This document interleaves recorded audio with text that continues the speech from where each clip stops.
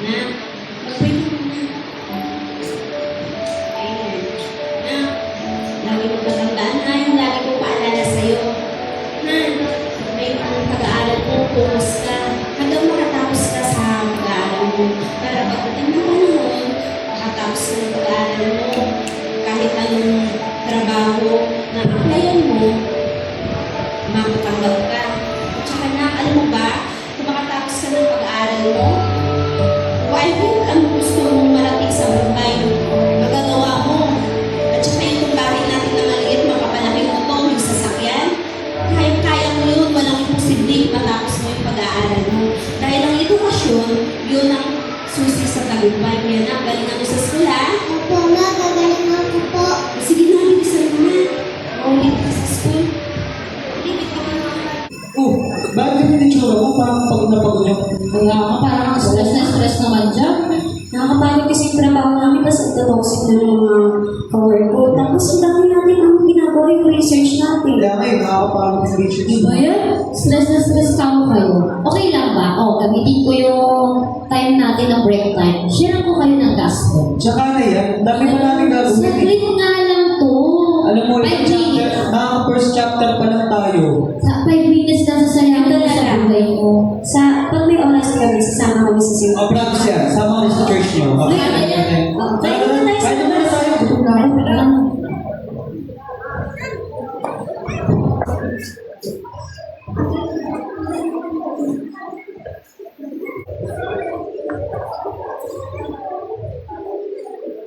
Welcome, 2025 graduates!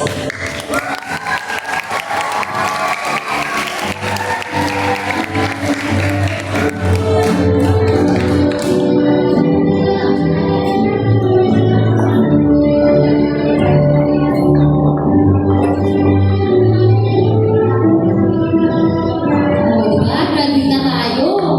Uy, graduate na tayo. Kaya? Ayan. Grabe! Nakapag-apply na ba kayo ng trabaho ito? Ay, nako. Wala pa hindi pa nga tayo natapos. Pinasa kami yung resume ko sa Sana. Excited ka. Pero bago ka na magtrabaho, pero ang gagawin mo muna talaga is tumulong muna ako sa aking magulang mo para makakapag sila. Matulungan mo ba sila? Grabe, apat na taon ka nagsaya. Parang tulungan ko lang ang pamilya mo. Pero ang pinakagawin ko talaga, tatambay muna ako. Basta ako. Travel lang. Basta ako ang gusto ko, mag-apply ng trabaho na walang pasok ng Sunday. Sayang na kayo sa sahod. Isang araw lang naman yun. Kaya nga. Apat na taon tayo nag-aral, na-stress tayo. Ibigay natin yung buhay natin sa Panginoon, kahit Sunday lang. Ikaw, ano? Oo nga, ikaw. Saka na yung trabaho na yung 10 years na ako nag-graduate. Kung mag-asawa na ako. Uy, grabe! Grabe na ganyan! Ay, basta invited kami dyan ha. Oo, sentay mo na tayo. Muna ako. Ang ganda ng gulo na tila naghahanap ng susi at tunay na kasinatan.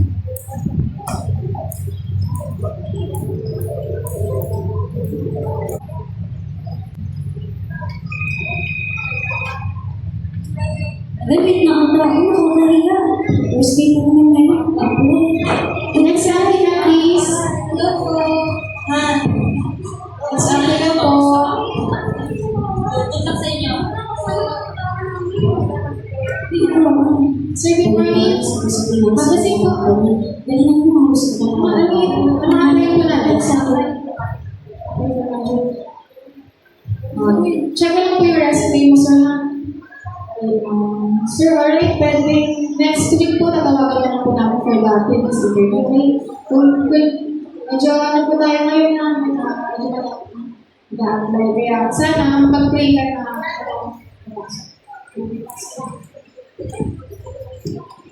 Next applicant po. Hello, ate. Good morning. Ako si Jenny po. Ano pong na-apply natin? Board manager po po. Check ko lang po yung resume mo, ma'am. Okay. This is all we need, ma'am. I hope you can start tomorrow. We're hired po. Yes. Sinagalan ako dun mo. Congratulations, ma'am. Sana tumagal na sa kumpanya natin. Thank you po. Tatrabaho po ako na mabuti sa kampanya. Thank you po. Good na. Yung salary mo, matatanggap mo, ito naman. Expect mo na malaki sa manager ka. Thank you po, ma'am. Thank you, Congratulations, ma'am. Yes, makapasa ako. Naglalagay ako ng Wrap up na po. Medyo ano po tayo. Kasi po, ano ba naman yan? Cut off ka agad?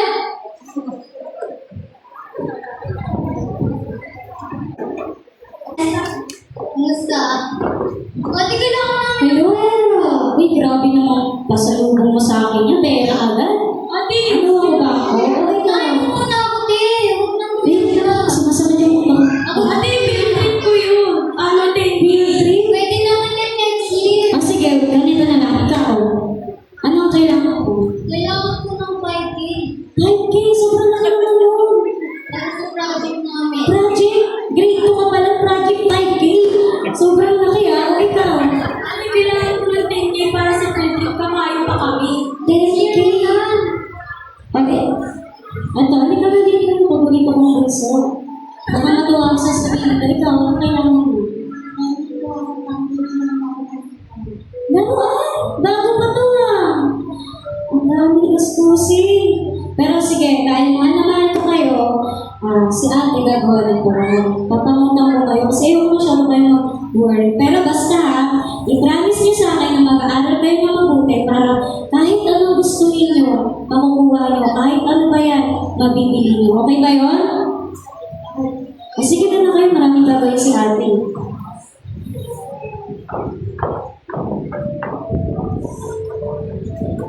Bakit pa ako tututuro?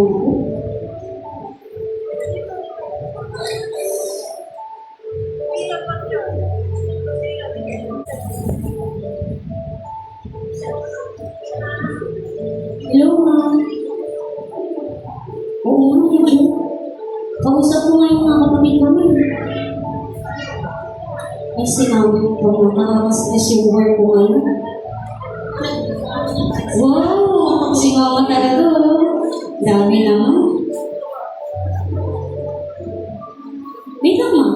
Mukhang may sasabihin ka. Ito na nga na, eh. Oh, sige, ma'am. Ano po yung sasabihin? Si Alabella. Oh, May narinig ba ang namin? Pumunta rito kanina, wala pala tayo hindi nakabayad ng bahay natin. Tapos sumabay pa itong Meralco at saka yung tubig natin. Wala na nga tayong wifi ngayon eh. At saka sabi ni Aling Beba, dito tayo nakabayad ngayon. Ilalayasin na tayo. Napapansin mo ba? Di ba nung maliit ka, lagi kong pinapaalala sa'yo, pagbutihan mo pag-aaral mo, matapos ka, para magkaroon ka ng magandang trabaho. Magandang trabaho, malaki sahod. Pero bakit parang may kulang? At saka walang pagbabago sa buhay natin. Ay, naku po. Huwag ka masyado mag-worry mo. Si ano lang ngayon eh, pinag-iinitan ko sa ng boss ko, tsaka sobrang dami ng sweldo ko. Pero gusto ko na huwag mo nang alalahanin ng mga ganito. Yung savings ko, iaawas ko na din para mabayaran natin yung mga expenses natin kailangan natin. Sige na, mabangat na nga. Sige mo, huwag ka Kung masyado kami naasahan ko dito, alam ko na trabaho sa mga mga. Sige, kumain ka lang. Sige mga thank you.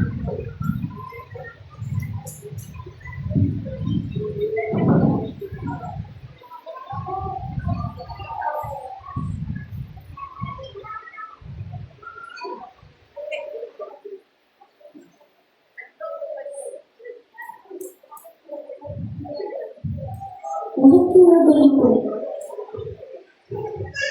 Nakakapagod na rin.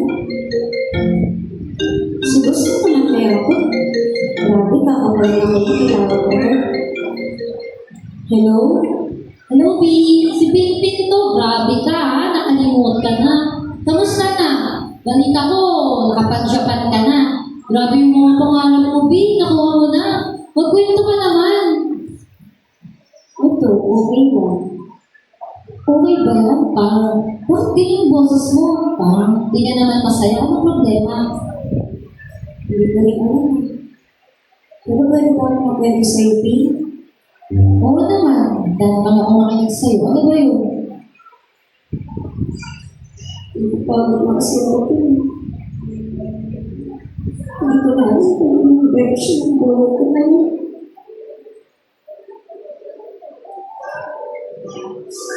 Lahat ng bigat ako sa sumasagot.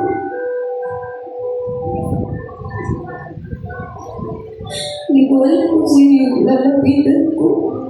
Yung sasandalan ko. Hindi ko, sobrang dami kulang sa buhay ko. Ano ba ito, Pin? Ano ba ang kailangan kong gawin sa buhay ko ngayon? Ano ba ba naman ako? Di ko alam na ganyan na pala nangyari sa'yo. Kala ko naman, successful lang sa buhay mo. Nakuha mo na yung mga gusto mo. Nakarating ka na nga ng Japan, di ba? Yung pinapangarap mo ng college tayo. Di ba, sabi ko naman sa'yo, walang permanente dito sa mundo. Oo, nakapagtapos ka, may magandang trabaho ka, nakakain ka ng maayos, masaya yung pamilya mo, nasahod ka pa ng malaki. Pero, di ba, piling ko parang may kulang pa rin sa buhay mo. Hindi na nagkakalitin. Kasi alam mo ba, Pin? Di ba pangarap ko makapag-travel sa Japan, sa Switzerland? Pero nakakaya akong sabihin sa'yo. Naisip ako. Yung mga picture na mga nakikita ko sa story, sa my day ko, hindi yung totoo. Kinuha ko lang sa Pinterest. Kasi gusto ko magyabang sa mga classmate natin. Alam ko nag-expect sila sa akin eh. Pero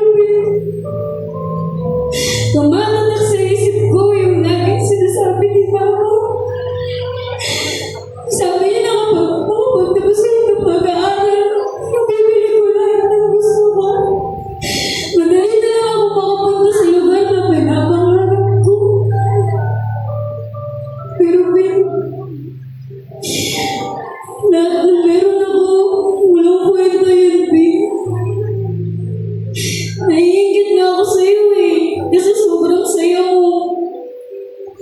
Dati kapag nagkukwento ka tungkol sa church niyo, binabaliwala lang namin yun. Kasi akala ko sobrang boring ng buhay mo. Pero Pin, ang titignan natin kung sino yung mas maayos na buhay. Ikaw yun. Sobrang swerte mo kasi kasama mo yung mga bata. Kahit di mo naman yung mga kilala. Pero ako, Pin, ang bigat. Hindi ko masabi sa mga magulang ko, Pin. Kasi ako lang yung inaasahan nila. Sa akin na sila kumakapit, Pin. Alam mo, yung kulang na sinasabi mo sa buhay mo, yun yung Panginoon. Kailangan mo siya. Alam mo, hinatid ka lang niya na lumapit sa Kanya. Diba, yun nga, sabi mo, naalala mo na pinalahagi ko sa inyo yung salita ng Panginoon, pero paulit-ulit kung gusto ko ibahagi sa inyo, hindi niyo ako pinakinggan. Lagi mo nga ako pinakinggan eh. Siguro, sa nangyari sa buhay mo, ito na yung tamang panahon para lumapit ka sa Kanya. Oo, nakuha mo na lahat ng tagumpay mo. Pero, hindi yan ang kasagutan sa lahat. Dahil walang saysayang tagumpay kung walang Kristo sa buhay mo. Kasi, alam mo, sa Diyos mo lang ang natagpuan ng totoong kasagutan at tunay na kaligayahan. Salamat sa iyo, Pin. Kasi sa panahon kailangan ko ng maramay. Hindi din ka para sa akin. Excited ako na makapunta sa church niyo, Pin. Gusto ko makilala yung Panginoon na meron ka. Ang dami kong tanong eh. Pero baka doon, masagot. Maraming salamat, Pin. Hindi aksidente na tumawag ako sa'yo. Ginamit ako ng Panginoon para makausap kita. Ganito na lang ha, sama ka sa church, Sunday, para lubos mong makilala ang Panginoon. Alam mo, masarap na buhay sa mundo na may Diyos. Pero bago ko tapusin ang usapan natin, mag-pray ka sa Panginoon dahil walang imposible sa Kanya. Hindi kailanman sarado ang puso ng Diyos. Kahit marami tayong pagkukulang sa Kanya, nandiyan pa rin siya, naghihintay, umaasa, kaya lumapit ka sa Kanya. Ingat ka, P. Salamat. Bye-bye. Bye-bye.